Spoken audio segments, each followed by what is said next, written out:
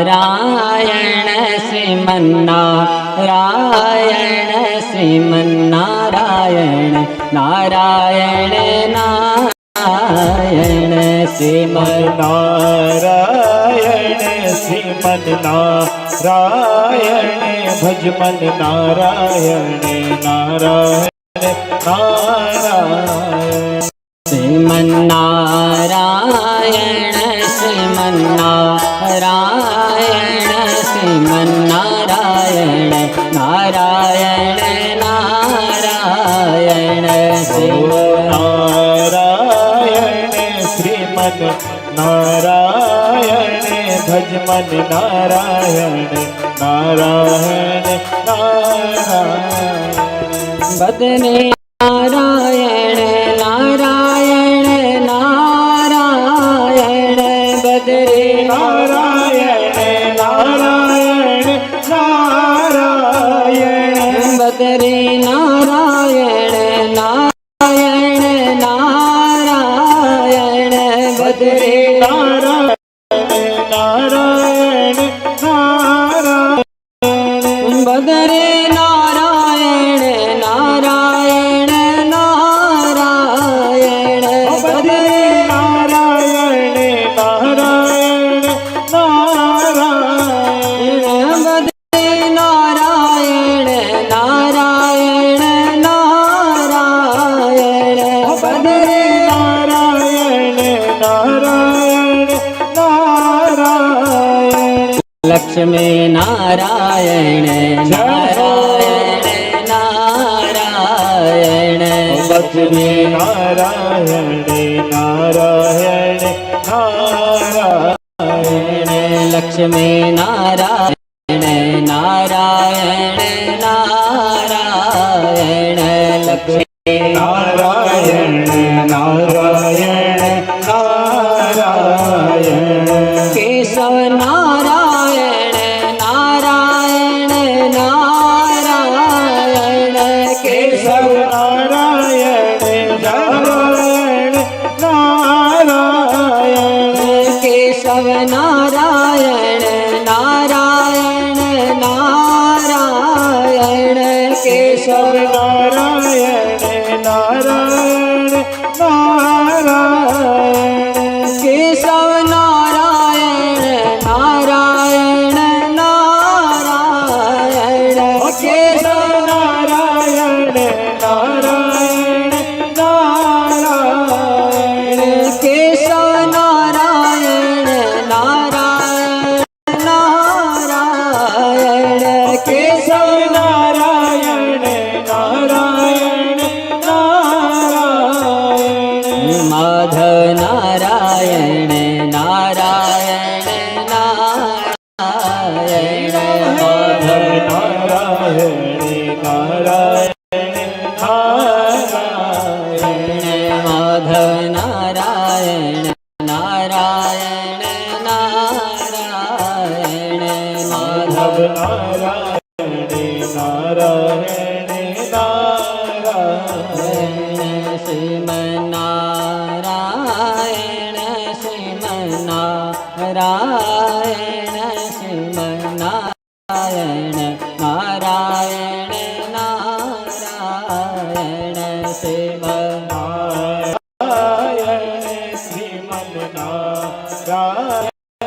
भज मन नारायण नारायण नारायण श्रीमन्नारायण नारायण नारायण श्रीमन्नारायण नारायण नारायण श्रीमन्नारायण नारायण नारायण नारायण नारायण नारायण श्रीमन्नारायण नारायण नारायण।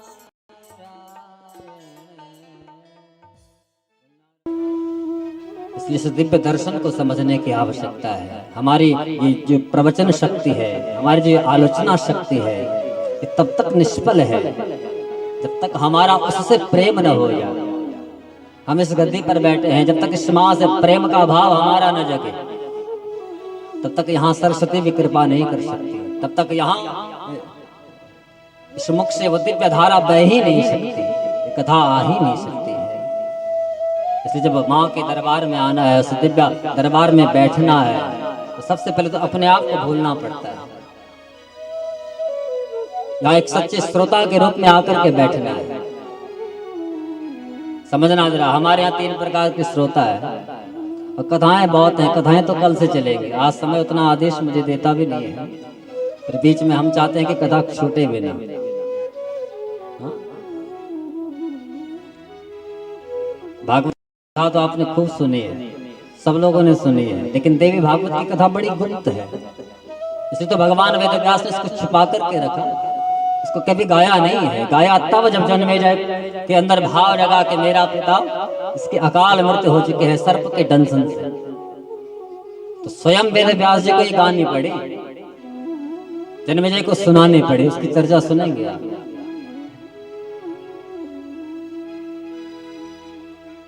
इसलिए सबसे पहले इस मन को समझाना है कि भैया ऐसा दिव्य सत्संग, ऐसा दिव्य लाभ हमको इन 7 दिवसों में मिल रहा है, ये अवसर हमको गंवाना नहीं है। यहाँ हमें सच्चे श्रोता के रूप में आकर के बैठना है। जैसे 3 प्रकार के श्रोता हैं, आप कौन से श्रेणी में आते हैं आप लोग जाने। एक है श्रोता, एक है सोता और एक है श्रोता। श्रोता वो है इसके अंदर भाव है कि वहां माँ पराम्बा भगवती के दिव्य चरित्र गाए जा रहे हैं, उस दिव्य कथा को मुझे सुनना है, उसको आत्मसात करना है और अपना उद्धार करना है। तो वो तो आता है और भाव से उस दिव्य कथा का लाभ लेता है, उसको सुनता है, दुनिया को भूल करके, उस माया जाल को भुला करके इस दिव्य दरबार में आकर के उसको केवल माँ ही माँ दिखती है, परमात्मा उसको दिखता है। और दूसरा है श्रोता, इसको कथा से कुछ लेना देना ही नहीं। तो आएगा और कमियां निकालेगा कि भैया यहाँ पर तो ऐसा होना चाहिए था, वहां पर ऐसा होना चाहिए था, करेगा कुछ नहीं। हाँ, अपने आप करेगा कुछ नहीं, लेकिन कमियां निकालेगा। तो वो नंबर 2 श्रेणी में श्रोता। और तीसरा है सोता।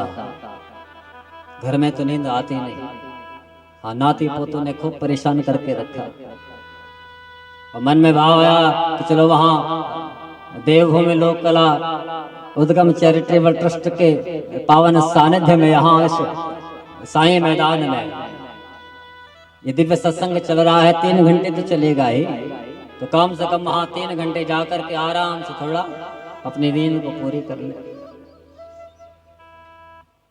आप किस श्रेणी में आते हो, आप कैसे श्रोता बनकर के आए हैं? गप लगाने हैं आप, या कथा को सुनना है या फिर सोना है? लेकिन समझना जरा, जो समय आज मिला है ना, कल मिलने वाला नहीं है। हम आपको विश्वास दिलाते हैं ये ऐसी दिव्य कथा है, उतना आनंद आपको श्रीमद् भागवत में भी नहीं आएगा जितना आनंद आपको यहाँ माँ परामा भगवती के दिव्य चरित्र में। ये विश्वास हम आपको दिलाते हैं, लेकिन शर्त एक है, सच्चे श्रोता के रूप में आकर के बैठे तो सही। भगवान की कथा तो ऐसी कथा है, इसको जितना गाया जाए उतना रस इसके अंदर बहता चला जाता है। तो सच्चा पिपासु अगर आकर के बैठ जाए, इसको पिलाने में भी आनंद आता है। कई लोगों के अंदर भाव आते हैं, साहब वहां भी तो कथा चल रही है, वहां सुन लिया, अब क्या सुनना, हाँ एक बार सुन तो ली। लेकिन जिसने एक बार सुन करके अपने आप को तृप्त मान लिया, वो कथा का पिपासु हो ही नहीं सकता।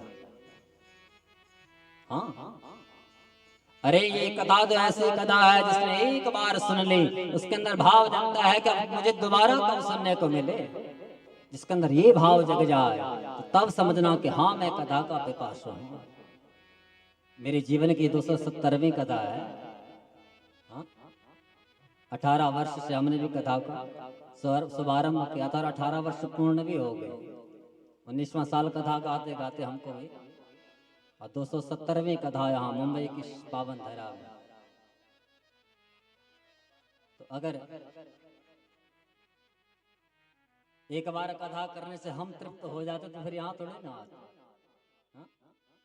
इसलिए कथा में तो नित्य नयापन है। अब हमारी पुरानी कथाओं को भी सुनिए यूट्यूब पे, इस कथा का भी यहाँ